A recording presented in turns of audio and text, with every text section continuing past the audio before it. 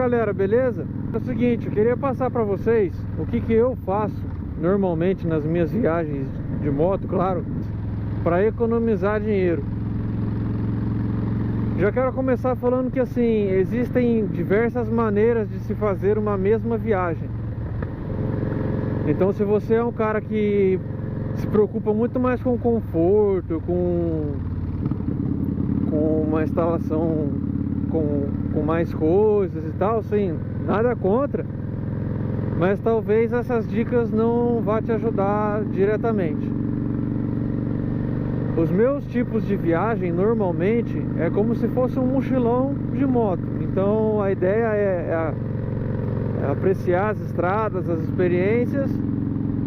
E como eu não tenho muito dinheiro, então economizar o máximo possível, porque talvez se eu não fizer isso eu não consiga fazer esse tipo de viagem. Bom, então vamos lá. O primeiro item que eu acho que é um dos mais caros quando se fala de viagem é a hospedagem. Existem diversos tipos de hospedagem, é claro. A primeira coisa que eu faço quando vou sair para viagem é separar minha barraca e meu saco de dormir. Por quê? Além de ser 90% das vezes a opção mais barata para se dormir, eu adoro acampar. Então a barraca para mim é um item indispensável. E também, se por algum motivo de emergência, enfim, der algum problema na moto, alguma coisa do tipo, eu não vou ficar totalmente desabrigado na estrada. Então pelo menos eu tenho minha barraquinha ali para dormir. A segunda opção que normalmente eu tenho são os hostels. Para quem não conhece, o que é um hostel? Ao invés de você pagar pelo quarto em um hotel, o hostel ele te dá a opção de você pagar só pela cama que você vai dormir. Então você vai pagar normalmente lá em uma beliche um valor muito mais barato, só que você vai ter um quarto compartilhado, um banheiro compartilhado, enfim. O que é legal do hostel?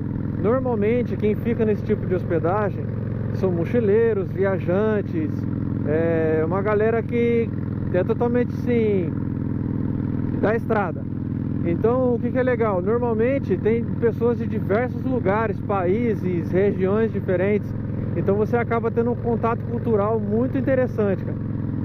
Então eu gosto particularmente do hostel por isso, porque além de ser bem mais em conta, você acaba tendo um contato cultural muito legal. O que acontece às vezes? Vamos supor que eu cheguei numa cidade X, para acampar ficaria R$35, e um hostel é R$40. Então não compensaria acampar. Por quê? Por pior que seja, o hostel pelo menos eu estou dentro de uma casa, é uma cama confortável para me dormir. Então acaba sendo um pouco melhor, sim, por uma diferença muito pouca de dinheiro. Então eu acabaria escolhendo pelo hostel, né? E por último ficam os hotéis convencionais. Então hotéis, pousadas de, sei lá, 2, 3, 5 estrelas que você queira, que automaticamente já vai dobrar o valor para uma diária, por exemplo. O que eu costumo fazer se for uma viagem muito longa? Então eu vou ficar aí 15, 20, 30 dias na estrada.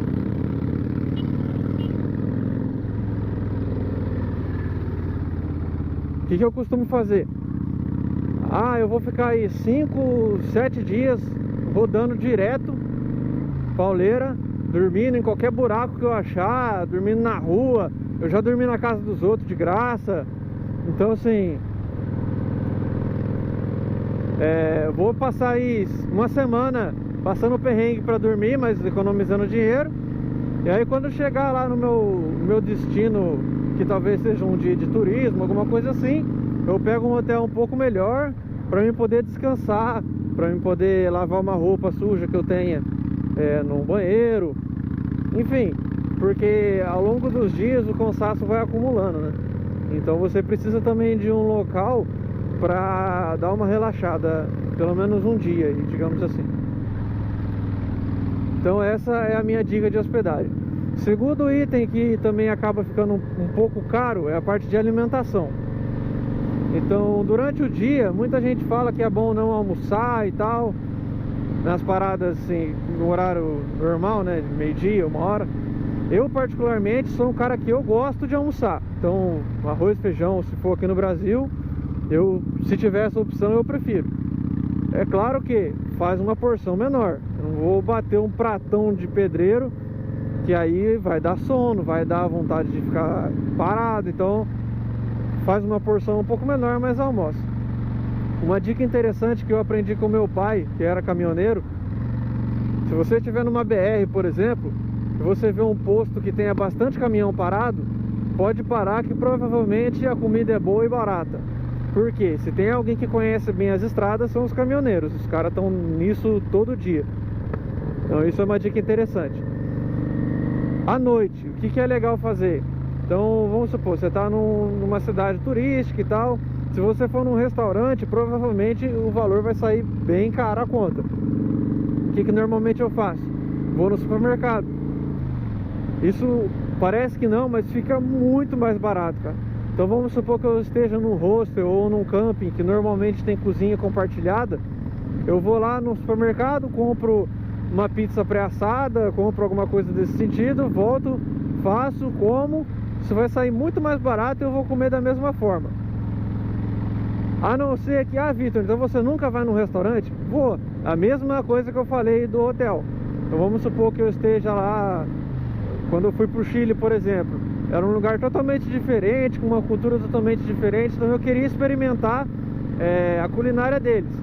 Então eu fui lá num restaurante, um dia que eu tava lá, mas de boa, e paguei pra comer. Então assim, é pra economizar, pelo menos assim, a minha opinião. Eu tento economizar o máximo que eu posso, mas também, se eu tenho a oportunidade e eu tenho uma vontade de fazer alguma coisa, eu não vou deixar de fazer isso, porque eu não sei qual que vai ser a próxima vez que eu vou estar voltando pra lá, né? Então beleza, e a mesma coisa vale pro café da manhã.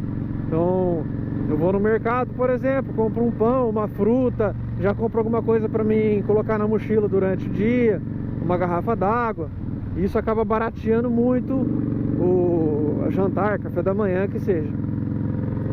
Beleza.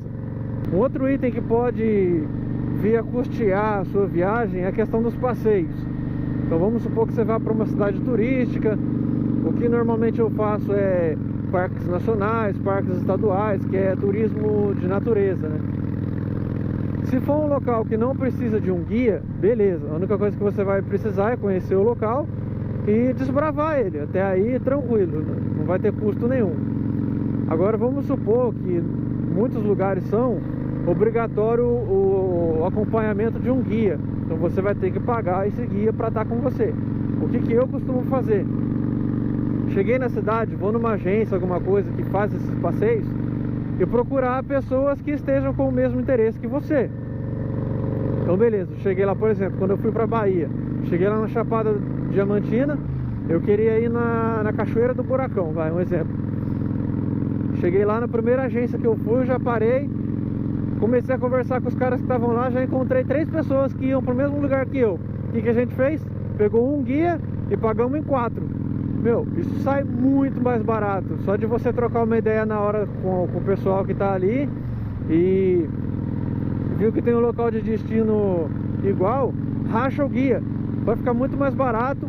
E eu ainda dei sorte que eu deixei a moto lá no local, fui no carro deles. Então, meu, é a melhor opção para se você quer fazer um passeio que seja guiado, alguma coisa nesse sentido.